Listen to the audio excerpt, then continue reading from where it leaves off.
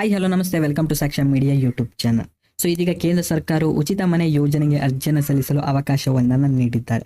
ಹೌದು, ಪ್ರಧಾನಮಂತ್ರಿ ಆವಾಸ್ ಯೋಜನೆಯ ಅಡಿಯಲ್ಲಿ ಇದೀಗ ಈ ಒಂದು ಯೋಜನೆಯನ್ನು ಜಾರಿಗೆ ತರಲಾಗಿತ್ತು. ಇದೀಗ ಈ ಒಂದು ಯೋಜನೆಗೆ ಅರ್ಜಿಯನ್ನು ಸಲ್ಲಿಸಲು ಅವಕಾಶವೊಂದನ್ನು ನೀಡಲಾಗಿದೆ. ಸೊ ಯಾವ ರೀತಿ ನಾವು ಈ ಒಂದು ಯೋಜನೆಗೆ ಅರ್ಜಿಯನ್ನು ಸಲ್ಲಿಸೋದು, ಸೊ ಬೇಕಾಗಿರುವಂತಹ ಒಂದು ದಾಖಲೆಗಳು ಏನೇನು, ಅರ್ಹತೆಗಳು ಏನೇನು ಅಂತ ಕಂಪ್ಲೀಟ್ ಮಾಹಿತಿ ಈ ಒಂದು ವಿಡಿಯೋದಲ್ಲಿ ನಿಮಗೆ ಸಿಗುತ್ತೆ. ಸೊ ವಿಡಿಯೋವನ್ನು ನೀವು ಸ್ಕಿಪ್ ಮಾಡದಂತೆ ಪೂರ್ತಿಯಾಗಿ ನೋಡಿ, ಹಾಗೂ ಚಾನಲ್ನ ಇನ್ನೂ ಕೂಡ ಸಬ್ಸ್ಕ್ರೈಬ್ ಮಾಡ್ಕೊಂಡಿಲ್ಲ ಅಂತಂದ್ರೆ ಕೂಡಲೇ ಸಬ್ಸ್ಕ್ರೈಬ್ ಮಾಡ್ಕೊಳ್ಳೋ ಜೊತೆಗೆ ಈ ಒಂದು ವಿಡಿಯೋನ ನೀವು ಲೈಕ್ ಮಾಡಿ, ಯಾಕಂತಂದ್ರೆ ನಿಮ್ಮಿಂದ ಜಸ್ಟ್ ಒಂದು ಲೈಕ್ ಅನ್ನು ಎಕ್ಸ್ಪೆಕ್ಟ್ ಮಾಡ್ತಾ ಇದ್ದೀನಿ. ಸೊ ಲೈಕ್ ಮಾಡ್ಕೊಂಡು ವಿಡಿಯೋನ ನೋಡಿ. ಸೊ ಬನ್ನಿ ವಿಡಿಯೋನ ಶುರು ಮಾಡೋಣ. ಹೌದು, ಇದೀಗ ದೇಶದ ಎಲ್ಲಾ ಜನರಿಗೂ ಕೂಡ ಶಾಶ್ವತ ಮನೆಯನ್ನು ಒದಗಿಸುವ ಸಲುವಾಗಿ ಈ ಒಂದು ಯೋಜನೆಯನ್ನು ಸರ್ಕಾರ ಜಾರಿಗೆ ತಂದಿದೆ. ಇನ್ನು 2024ರಲ್ಲಿಯೂ ಕೂಡ ಮನೆ ಇಲ್ಲದ ಅಥವಾ ಕಚ್ಚಾ ಮನೆಗಳಲ್ಲಿ ಸಮಸ್ಯೆಯನ್ನು ಎದುರಿಸುತ್ತಿರುವಂತಹ ಒಂದು ಜನರು ಈ ಒಂದು ಯೋಜನೆಯ ಅರ್ಜಿಯನ್ನು ಸಲ್ಲಿಸಿ ಈ ಒಂದು ಯೋಜನೆಯೊಂದನ್ನು ಇಲ್ಲಿ ನೀವು ಪಡೆದುಕೊಳ್ಬಹುದು.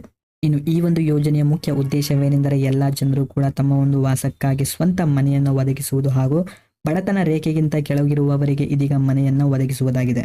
ಇನ್ನು ಪ್ರಧಾನಮಂತ್ರಿ ಆವಾಸ್ ಯೋಜನೆಗೆ ಅರ್ಜಿಯನ್ನು ಸಲ್ಲಿಸಲು ಇರಬೇಕಾಗಿರುವಂತಹ ಒಂದೊಂದು ಅರ್ಹತೆಗಳು ಏನೇನು ಅಂತ ಇಲ್ಲಿ ನೋಡ್ತಾ ಹೋದ್ರೆ, ಸ್ವಂತ ಮನೆಯನ್ನು ಕಟ್ಟಲು ಸಾಮರ್ಥ್ಯವಿಲ್ಲದವರು ಹಾಗೂ ಬಡತನ ರೇಖೆಗಿಂತ ಕೆಳಗಿರುವವರು ಈ ಒಂದು ಯೋಜನೆಗೆ ನೀವು ಇಲ್ಲಿ ಅರ್ಜಿಯನ್ನು ಸಲ್ಲಿಸಬಹುದು. ಇನ್ನು ಎರಡನೇದಾಗಿ, ಅರ್ಜಿ ಸಲ್ಲಿಸುವವರ ಅರ್ಜಿದಾರರ ವಯಸ್ಸು ಬಂದ್ಬಿಟ್ಟು 18 ವರ್ಷಕ್ಕಿಂತ ಜಾಸ್ತಿ ಆಗಿರಬೇಕು. ಇನ್ನು ಮೂರನೇದಾಗಿ, ಈಗ ವಾಸ ಮಾಡುತ್ತಿರುವಂತಹ ಒಂದು ಮನೆಯಲ್ಲಿ ಕೇವಲ 2 ಕೋಣೆಗಳು ಇದ್ರೂ ಮಾತ್ರ ಈ ಒಂದು ಯೋಜನೆಗೆ ನೀವು ಇಲ್ಲಿ ಅರ್ಜಿಯನ್ನು ಸಲ್ಲಿಸಬಹುದು. ಇನ್ನು ನಾಲ್ಕನೇದಾಗಿ, ವಾರ್ಷಿಕ ಆದಾಯ ಬಂದ್ಬಿಟ್ಟು 3 ಲಕ್ಷದಿಂದ 6 ಲಕ್ಷದವರೆಗೆ ಇರಬೇಕು. ಸೊ ಇಂಥವರು ಇಲ್ಲಿಗ ನೀವು ಅರ್ಜಿಯನ್ನು ಸಲ್ಲಿಸಬಹುದು. ಇನ್ನು ಕೊನೆಯದಾಗಿ, ಅರ್ಜಿದಾರರ ಹೆಸರು ಬಂದ್ಬಿಟ್ಟು ಇಲ್ಲಿ ಪಡಿತರ ಚೀಟಿಯಲ್ಲಿ ಅಥವಾ ಮತದಾರರ ಪಟ್ಟಿಯಲ್ಲಿ ಅವರ ಒಂದು ಹೆಸರು ಇರಲೇಬೇಕು. ಸೊ ಎಲ್ಲ ಅರ್ಹತೆಗಳು ಇತ್ತು ಅಂತಂದ್ರೆ ನೀವು ಕೂಡ ಇಲ್ಲಿ ಅರ್ಜಿಯನ್ನು ಸಲ್ಲಿಸಬಹುದು. ಇನ್ನು ಪ್ರಧಾನಮಂತ್ರಿ ಆವಾಸ್ ಯೋಜನೆಗೆ ಅರ್ಜಿಯನ್ನು ಸಲ್ಲಿಸಲು ಬೇಕಾಗಿರುವಂತಹ ಒಂದೊಂದು ದಾಖಲೆಗಳು ಏನೇನು ಅಂತ ಇದೀಗ ನೋಡ್ತಾ ಹೋದ್ರೆ, ಈ ಒಂದು ದಾಖಲೆಗಳ ಇನ್ಫಾರ್ಮೇಶನ್ ಅನ್ನ ನನ್ನ ಒಂದು ಟೆಲಿಗ್ರಾಮ್ ಚಾನಲ್ ನಿಮಗೆ ಶೇರ್ ಮಾಡಿರ್ತೀನಿ.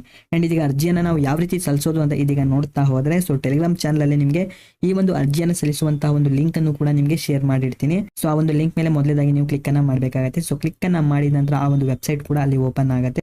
ನಂತರ ಅಲ್ಲಿ ಅವರ್ ಸ್ಪಾಟ್ ಅಂತ ಒಂದು ಆಪ್ಷನ್ ಇರುತ್ತೆ, ಅದರ ಮೇಲೆ ಕ್ಲಿಕ್ ಅನ್ನ ಮಾಡ್ಕೊಳ್ಬೇಕಾಗುತ್ತೆ. ಸೊ ಕ್ಲಿಕ್ ಅನ್ನ ಮಾಡಿದ ನಂತರ ಅಲ್ಲಿ ನಿಮಗೆ ಡಾಟಾ ಎಂಟ್ರಿನ ಇಲ್ಲಿ ನೀವು ಆಯ್ಕೆಯನ್ನ ಮಾಡ್ಕೊಳ್ಬೇಕು. ನಿಮ್ಮ ಒಂದು ರಾಜ್ಯ ಯಾವ್ದು ಬರುತ್ತೆ, ನಿಮ್ಮ ಒಂದು ಜಿಲ್ಲೆ ಯಾವ್ದು ಬರುತ್ತೆ ಅದನ್ನ ಆಯ್ಕೆಯನ್ನ ಮಾಡಿದ ನಂತರ ನಿಮ್ಮ ಒಂದು ಹೆಸರು ಹಾಕಬೇಕು ಅಂಡ್ ನಿಮ್ಮ ಒಂದು ಪಾಸ್ವರ್ಡ್ ಅಂಡ್ ಕ್ಯಾಪ್ಚನ್ ಕೂಡ ಹಾಕಬೇಕಾಗುತ್ತೆ.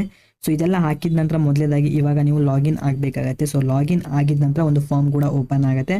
ಆ ಒಂದು ಫಾರ್ಮ್ ಅನ್ನ ಕರೆಕ್ಟ್ ಆಗಿ ಫಿಲ್ ಮಾಡಿಬಿಟ್ಟು ನಿಮ್ಮ ಒಂದು ಬ್ಯಾಂಕ್ ಡೀಟೇಲ್ಸ್ ಎಲ್ಲವನ್ನು ಕೂಡ ಅಲ್ಲಿ ನೀವು ಸಬ್ಮಿಟ್ ಅನ್ನ ಮಾಡಿಬಿಟ್ಟು ಈ ಒಂದು ಯೋಜನೆಗೆ ನೀವು ತುಂಬಾನೇ ಈಸಿಯಾಗಿ ನೀವು ಅರ್ಜಿಯನ್ನ ಸಲ್ಲಿಸಬಹುದು. ಸೊ ಇದೀಗ ಈ ಒಂದು ಲಿಂಕ್ ಅನ್ನು ನಿಮಗೆ ಎಲ್ಲಿ ಕೊಟ್ಟಿದ್ದೀನಿ ಅಂತ ಇದೀಗ ನೋಡ್ತಾ ಹೋದ್ರೆ, ಮೊದಲೇದಾಗಿ ನೀವು ನನ್ನ ಒಂದು ಟೆಲಿಗ್ರಾಮ್ ಚಾನಲ್ಗೆ ಜಾಯ್ನ್ ಆಗಬೇಕಾಗುತ್ತೆ. ಸೊ ಟೆಲಿಗ್ರಾಮ್ ಚಾನಲ್ನ ಲಿಂಕ್ ಬಂದ್ಬಿಟ್ಟು ಯೂಟ್ಯೂಬ್ ಚಾನಲ್ ಅಬೌಟ್ ಸೆಕ್ಷನ್ ಅಲ್ಲಿ ನಿಮಗೆ ಶೋ ಆಗುತ್ತೆ. ಅಬೌಟ್ ಸೆಕ್ಷನ್ ನೀವು ಓಪನ್ ಮಾಡ್ಕೊಳ್ಳಿ, ಅಲ್ಲಿ ನಿಮಗೆ ಟೆಲಿಗ್ರಾಮ್ ಚಾನಲ್ ಲಿಂಕ್ ಕೂಡ ಶೋ ಆಗ್ತಾ ಇರುತ್ತೆ.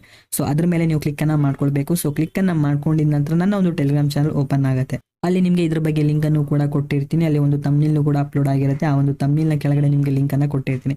ಆ ಒಂದು ಲಿಂಕ್ ಮೇಲೆ ಕ್ಲಿಕ್ ಅನ್ನ ಮಾಡ್ತಾ ಇದ್ದಂಗೆ ಒಂದು ವೆಬ್ ಪೇಜ್ ಓಪನ್ ಆಗುತ್ತೆ. ಅಲ್ಲಿ ನಿಮಗೆ ಕೆಳಗಡೆ ಅಪ್ಲಿಕೇಶನ್ ಲಿಂಕ್ ಅಂತ ಇರುತ್ತೆ, ಅದ್ರ ಮೇಲೆ ನೀವು ಕ್ಲಿಕ್ ಅನ್ನ ಮಾಡ್ಕೊಳ್ಬೇಕಾಗುತ್ತೆ. ಸೊ ಅಲ್ಲಿ ಕೆಳಗಡೆ ನೀವು ಸ್ಕ್ರೋಲ್ ಮಾಡ್ತಾ ಇದ್ದಂಗೆ ನಿಮಗೆ ಅಲ್ಲಿ ಅಪ್ಲೈ ಲಿಂಕ್ ಅಂತ ಇದೆ. ಸೊ ಅದ್ರ ಮೇಲೆ ಕ್ಲಿಕ್ ಅನ್ನ ಮಾಡ್ಕೊಳ್ಬೇಕಾಗುತ್ತೆ.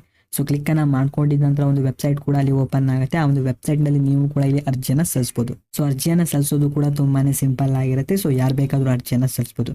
ಅಂಡ್ ನಿಮ್ಮ ಒಂದು ದಾಖಲೆಗಳು ಏನೇನಿದೆಯೋ ಸೊ ಅದನ್ನ ಕರೆಕ್ಟ್ ಆಗಿ ಸಲ್ಲಿಸಿದ್ರೆ ಮಾತ್ರ ಇದು ಅಪ್ರೂವಲ್ ಆಗುತ್ತೆ.